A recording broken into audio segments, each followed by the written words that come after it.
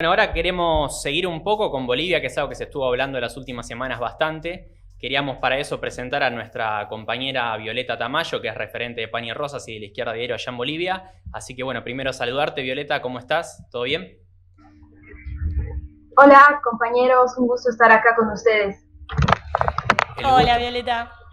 el gusto es nuestro por tenerte, gracias por participar. Y bueno, queríamos empezar con un poco a charlar sobre el golpe que se dio el año pasado. Entonces, nosotros lo estábamos siguiendo bastante, el golpe de acá en Argentina, sobre todo la resistencia y la valentía que mostraron los sectores indígenas, de la juventud trabajadora, de los campesinos. En algunos sectores incluso se escuchaba que decían que Evo, que evitar un baño de sangre era correcto y justificando al MAS que llamaba a no enfrentarlos. ¿Por qué crees vos que fue posible este golpe? ¿Qué opinión tenés vos, al menos que fuiste parte de esta resistencia? Bueno, creo que lo primero, respondiendo a la primera pregunta, ¿no? De por qué fue posible el golpe, creo que es importante marcarlo en este avance regional que ha tenido la derecha y la extrema derecha en todo el continente, ¿no? Y con una fuerte ofensiva imperialista. Un factor fundamental para que se pueda asestar el golpe ha sido precisamente la injerencia de la OEA, ¿no? Que anticipó un fraude del cual no existe un informe serio ni categórico hasta el día de hoy a la cabeza de Almagro, que ha sido una de las excusas más importantes para que después todo el bloque golpista eche mano de este argumento con movilizaciones fundamentalmente compuestas por la clase media acomodada y blanco mestiza, acaudilladas por sectores como Carlos Mesa, que es el ex vicepresidente de Gonzalo Sánchez de Lozada, que es el masacrador de los procesos de la guerra del gas acá en Bolivia, y también sectores como Luis Fernando Camacho, que es el representante de la oligarquía cruceña en Bolivia, ¿no? Entonces, bueno, este primer elemento no es casual, por ejemplo, la aprobación de Trump y el saludo de todas las fuerzas políticas regionales de derecha como Bolsonaro a la autoproclamada Áñez, que no han sido para nada casuales, y como lo decía, estos sectores acaudillados por digamos, la burguesía nacional, que no ha sido empoderada, digamos, de un momento para el otro, ¿no? Sino que es importante comprender también que ha sido el propio MAS en sus 14 años de gestión que les ha tendido la cama al empoderamiento de estos sectores económicos con enormes concesiones que podemos hacer mención más adelante, pero que han terminado empoderando este bloque de derecha hasta permitirle asestar el golpe de Estado, ¿no? Entonces, por un lado eso, y evidentemente, ¿no? Si bien esta base social ha sido acaudillada por estos sectores de la agroindustria, por ejemplo, boliviana, etcétera, el factor fundamental para que se consolide internamente el golpe de Estado ha sido el amotinamiento de la policía y los militares, como ustedes bien lo saben, ¿no? Esta policía que ha sido básicamente comprada o pactada con el padre de Luis Fernando Camacho, quien ha admitido estar detrás del amotinamiento policial y militar, pero también es importante recordar que sobre las Morales venía diciendo año tras año que se trataba ahora de fuerzas antiimperialistas, que la policía y los militares en Bolivia habían sido ahora fuerzas antiimperialistas, el ejército del pueblo, etcétera, ¿no? Entonces esto se suma posteriormente, ¿no? Que el MAS habilita espacios de negociación muy importantes con la derecha, ¿no? Con este bloque golpista, como tú bien lo decías, el argumento de que era lo más responsable, ¿no? Para evitar ríos de sangre, entre comillas, fue el argumento para la renuncia no solo de Evo Morales, sino de todas sus autoridades para dejar el poder ejecutivo a manos del golpismo, ¿no? Hecho tras el cual se produjo la militarización del país y se emitieron decretos de impunidad para las Fuerzas Armadas en lo que se ha denominado proceso de pacificación. Entonces, en noviembre, mientras se daba un proceso enorme de resistencia, mientras el pueblo, las mujeres de pollera, sectores campesinos llegaban de diferentes lugares de las provincias a la ciudad de La Paz, contra además los actos racistas horribles que hubieron en el país, como la quema de la huipala, pateaduras, insultos a mujeres de pollera de forma racista, de forma patriarcal, mientras además había una decisión del movimiento de masas de no retroceder frente a las tanquetas militares, el MAS usó esto como argumento, ¿no? Que debían actuar responsablemente, y es bajo ese argumento bajo el cual se firma el pacto y la negociación, ¿no? Esta negociación de parte del MAS incluía puntos como que no se persigan a sus dirigentes y que no se procesen a los dirigentes que estaban antes, ¿no? En el gobierno del MAS. Además, cabe decir que estos dirigentes durante el proceso de resistencia y particularmente en el Alto habían abandonado completamente a las bases y había una movilización muy importante, espontánea, en la cual precisamente nosotros desde la Izquierda Diario tenemos varias entrevistas registradas, ¿no? Donde nos decían, nos han abandonado las dirigencias, empezaban a hacer sus propios pliegos en sus cabildos de manera muy improvisada y reclamaban mucho este abandono, esta renuncia y este argumento, ¿no? Entonces, esto además se dice después de 2 masacres consumadas, estamos hablando de Sencata y de Sacaba, de miles de presos políticos, literalmente la Defensoría del Pueblo acá ha contabilizado alrededor de 1.600 presos políticos, heridos, etcétera, después de las muertes de compañeros y compañeras en el Alto, en Cochabamba y en Ovejuyo. Y bueno, nosotros desde la Izquierda Diario hemos visto cómo este proceso de resistencia terminó siendo pactado por el MAS, ¿no? Creo que es muy importante decir que este argumento de que se quería evitar la sangre, además es absolutamente tardío y en realidad porque ya se habían dado las masacres, pero además lo realmente irresponsable fue haber dejado a merced de las fuerzas del golpismo a todos estos sectores populares y además posteriormente y constantemente, no solo después del golpe, sino también inmediatamente, ¿no? Sino durante toda la pandemia, los constantes llamados del MAS a desmovilizar los procesos de resistencia y de lucha que se vivieron también durante la pandemia, que fueron muchísimos y que fueron también muy valerosos como los procesos de octubre y noviembre, ¿no? Viole, en ese sentido también te queríamos preguntar entonces cómo fue posible para el MAS ganar las elecciones y cómo ves el llamado a la reconciliación que están haciendo de parte del gobierno de Arce y de Evo Morales, que bueno, teniendo en cuenta que generan unas expectativas muy grandes en los sectores de la población populares que los votaron. Creo que un primer elemento antes de abordar por qué fue posible, digamos, que el MAS haya ganado las elecciones es preguntarse por qué se han dado las elecciones, porque ha sido muy difícil, digamos, alcanzar este proceso, se venían prorrogando.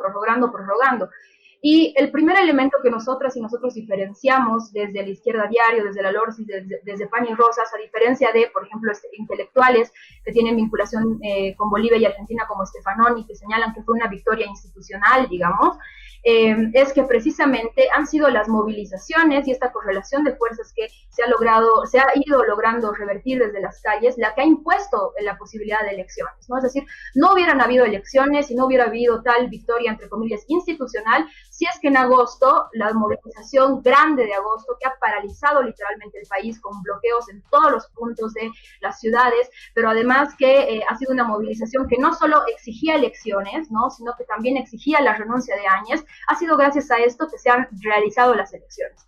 Entonces, no hay una victoria institucional, digamos, sin esta lucha que se ha dado en las calles por el pueblo que ha sido quien ha impuesto las elecciones y que quería ir mucho más allá, y en este momento también el MAS llamó a desmovilizar la consigna de fuera Áñez, ¿no? Que era lo que realmente querían esos sectores populares tan golpeados por la crisis. Otro factor fundamental, creemos que para que se hayan convocado elecciones fue precisamente el debilitamiento de la injerencia imperialista, ¿no?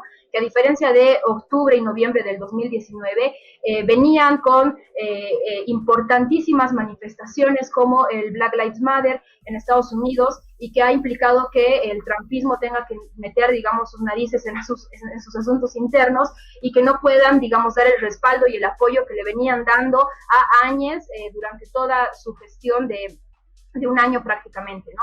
Ahora, esto es cómo se llega a las elecciones. ¿Cómo se explica que el MAS haya ganado con una victoria aplastante electoralmente con el 55,1%? Que eso es una cosa que ni siquiera auguraban las elecciones, ¿no? O sea, se veía la cara de sorpresa incluso en Arce Catacora cuando se dieron los resultados finales, ¿no? No se veía venir una victoria tan aplastante sobre el bloque de la derecha. Esto se explica en primer lugar porque había un enorme descontento con la extrema derecha al poder, por las masacres brutales que se han impuesto, por un aumento terrible de la represión, ¿no? Con constantes amenazas, con bravuconería policíaca, sobre todo de parte del ministro Murillo, ¿no? Que constantemente hablaba de terroristas, incluso, por ejemplo, la crisis migratoria que hemos vivido en Chile y en Argentina, a los migrantes los tildaba de terroristas solo por el hecho de reclamar todo en Bolivia, aquel que reclamaba por pan, por electricidad, por agua, en medio del hambre. Hemos tenido acá 2 suicidios por hambre de niños, además de menores de edad, que ha sido muy brutal. Entonces no existía el derecho a abrir la boca y pues los niveles de represión crecieron enormemente, ¿no? A esto se suma evidentemente el manejo negligente que se tuvo de la pandemia, que ha sido brutal acá, ¿no? Somos uno de los países con más muertos por millón en la población, ¿no?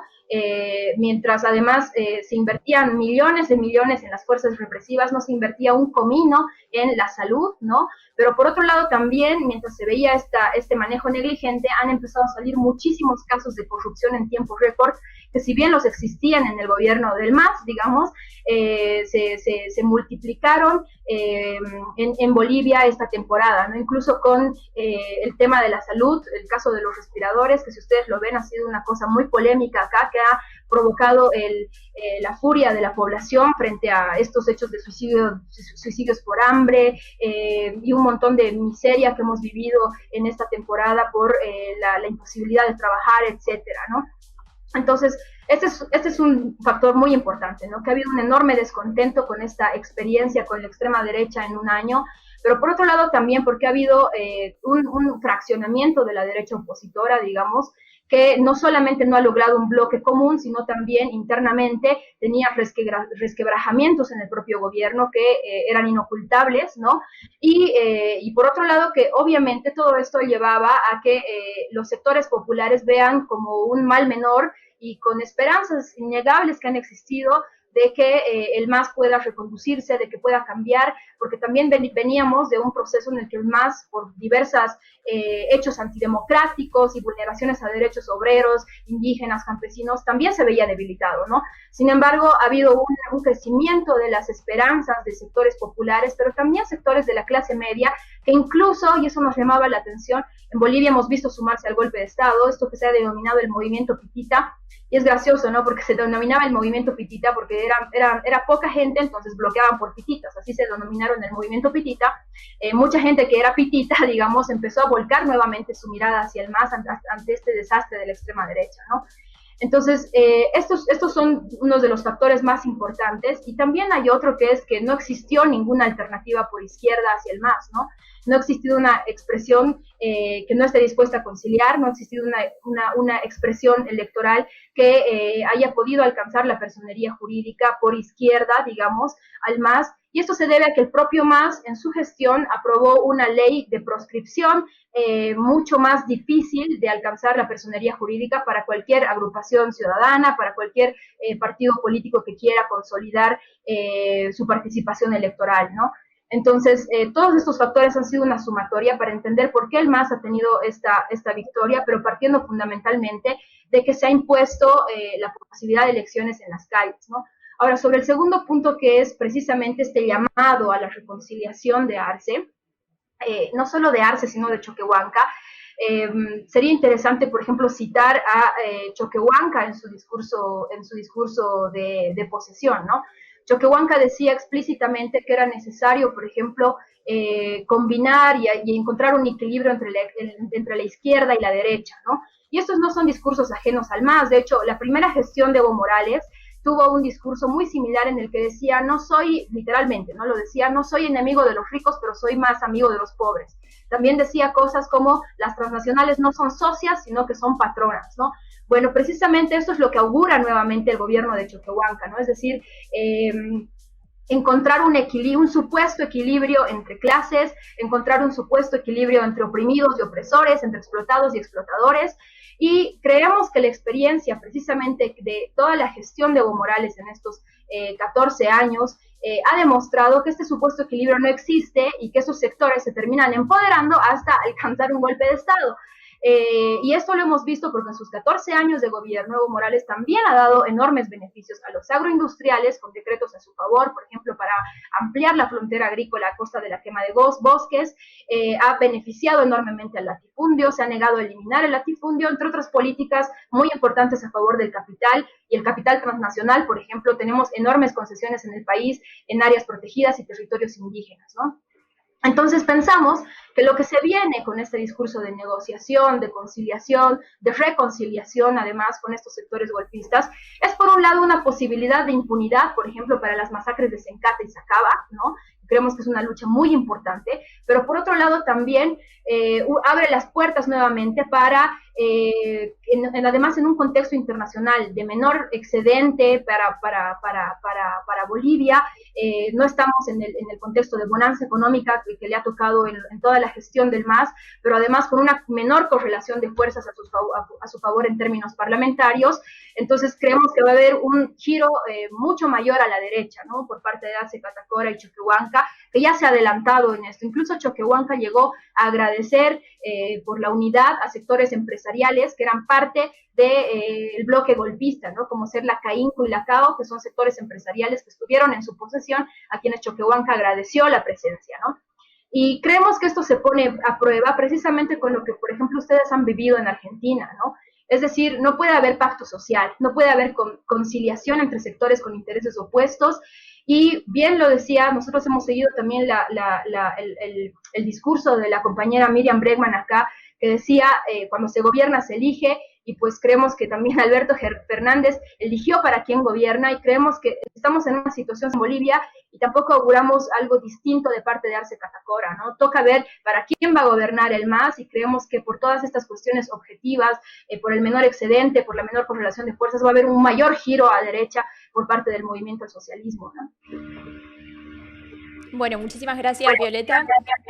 Clarísimo todo lo que fuiste planteando. Lo que te queríamos preguntar brevemente, si te podés explayar un poquito sobre cuáles son las tareas que tiene la Izquierda Diario en Bolivia en este contexto.